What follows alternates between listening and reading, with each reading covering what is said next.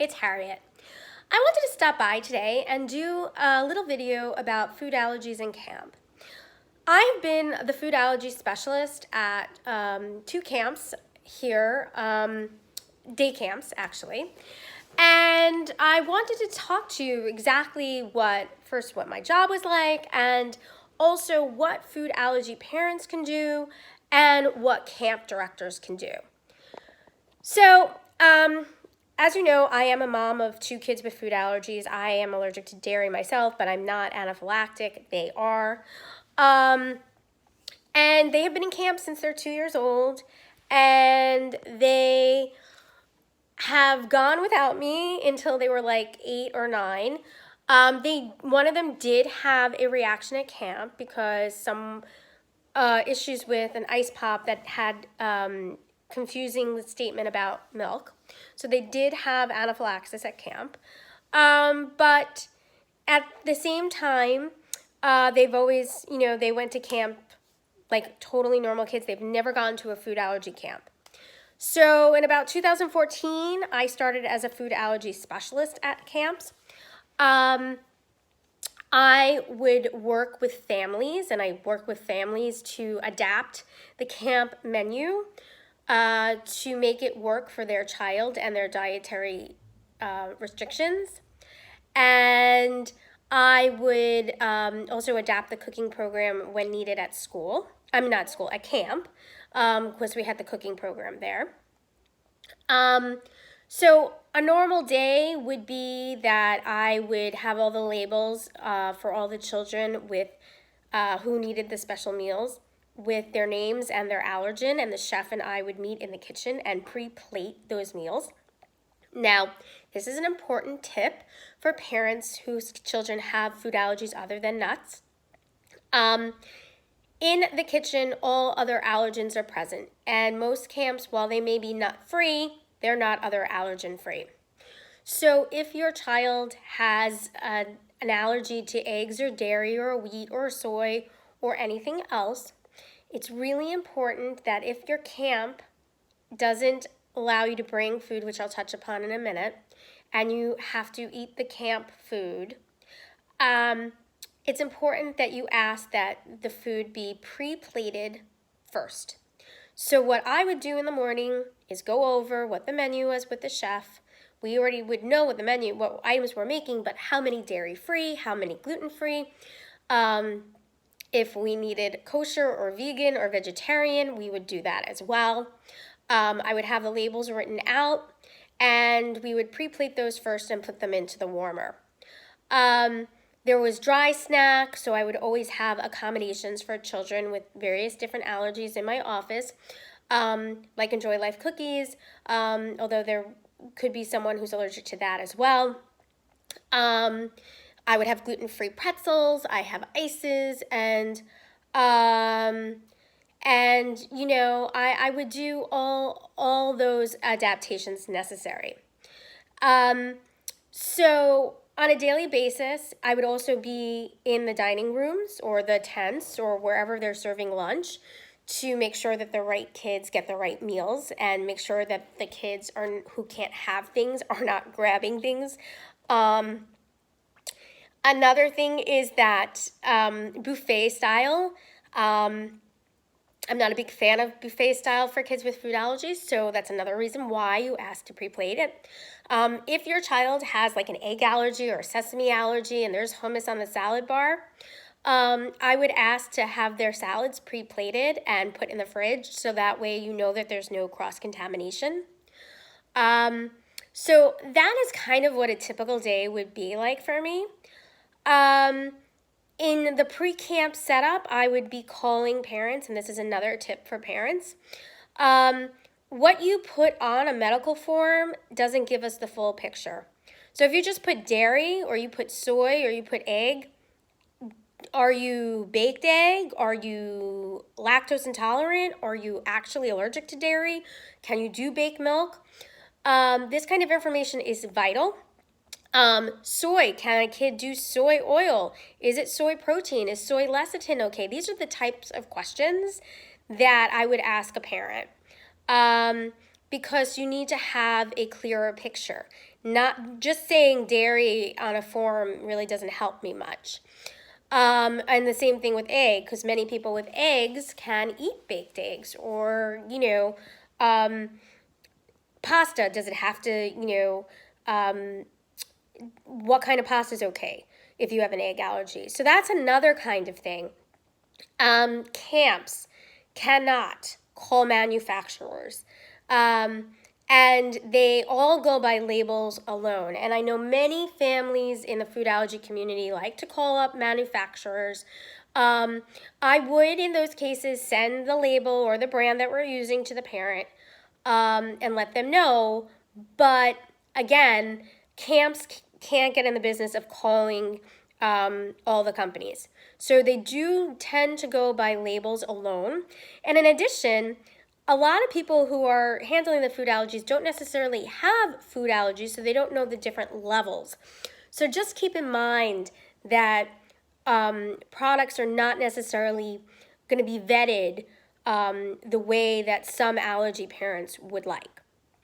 The other thing is that when you fill out your medical forms, it's also important to know if something's an intolerance or if it's truly an allergic reaction, because the camp nurses will need to know, God forbid that there's a problem, if a child ingests something, how to respond. Is it something that is going to be a mild reaction, or is it something that requires epinephrine to be on board? So clear communication with the director and the nurses, and if there's a food allergy specialist, is key. In addition, make sure that camp staff, at least the counselors and the group leaders who will be with your child, are trained on how to use an EpiPen.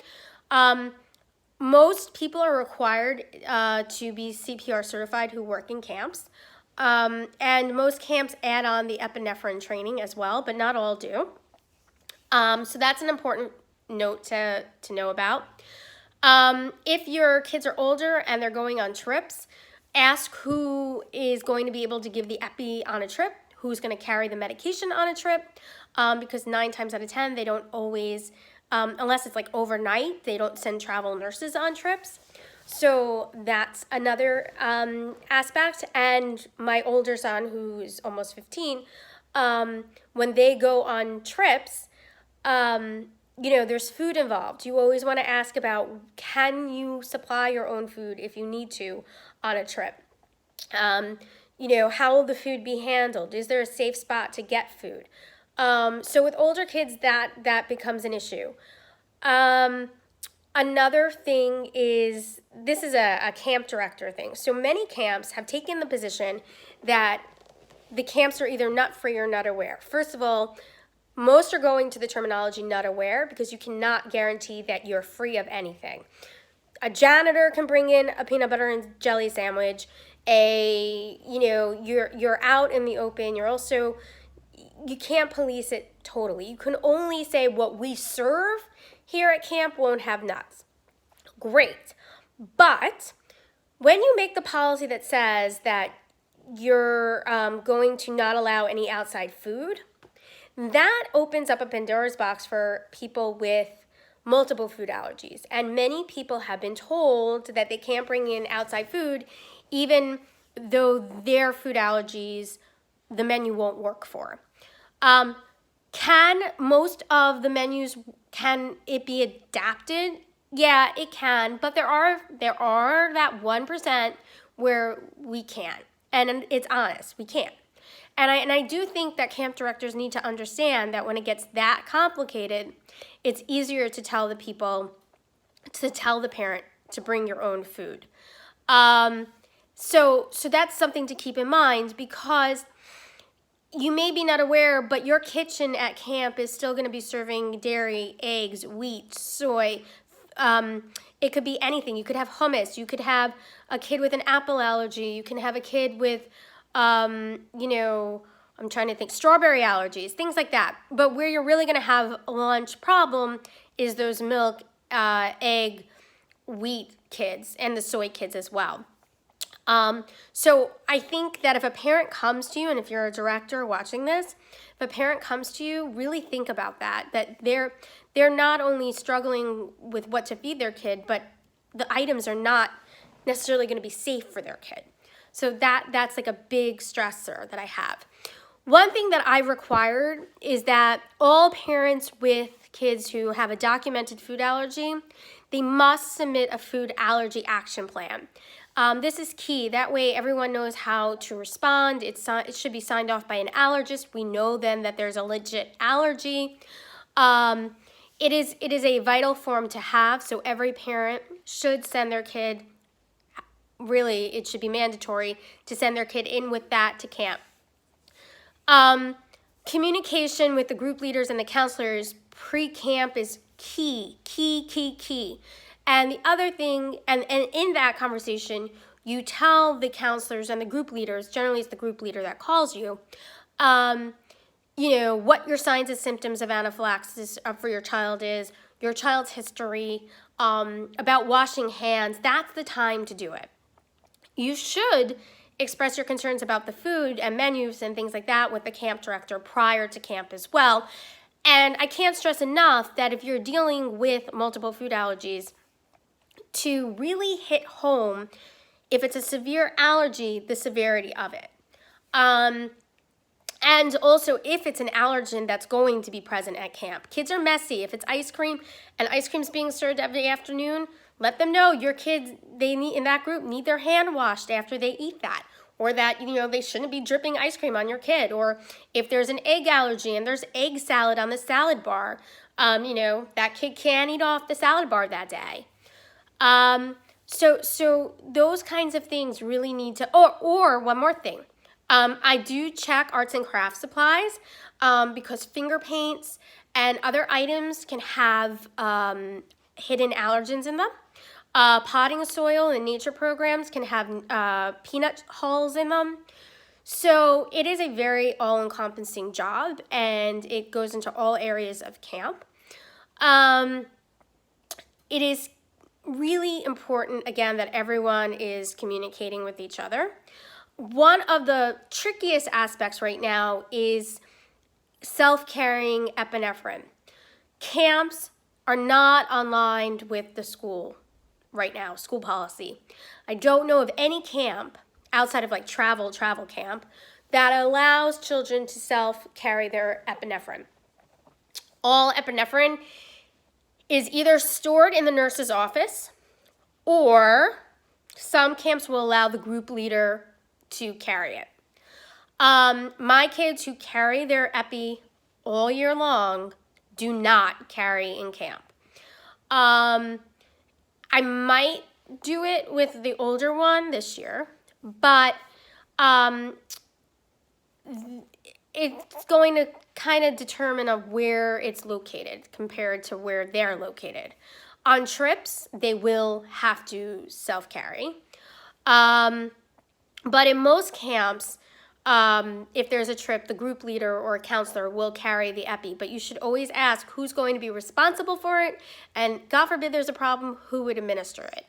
For some reason, camps are really, really worried about kids getting a hold of epi, and so they don't want them carrying it. Unfortunately, it's not the same thing, so what's going in schools is not, it has not kind of hit the camps yet. That being said, I would ask the director, if it's in the nurse's office and my kid is in the dining hall, or my kid is on the field and getting stung by a bee, where's the proximity from that epi to the child? Most will say that they're a 2-second walk, or they have golf carts or something. I have seen that they do get there fast. So that's just something to keep in mind. It is definitely more of a struggle to self-carry in camp. Your best bet would try to lobby for the group leader to carry the epi, but then you have the issues of it being outside all day, and so just keep that in mind.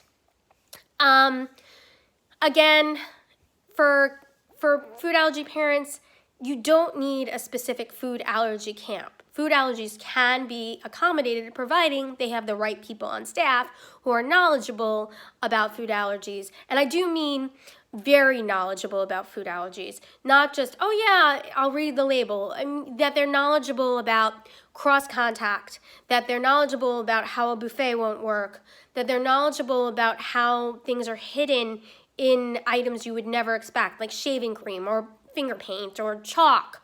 Dustless chalk, believe it or not, has casein in it, which is milk. So make sure that your staff is very knowledgeable about those things. If you have any questions or concerns about camp, leave me a comment and I will get back to you. And I could give you any advice you need or suggestions. Thanks. Bye.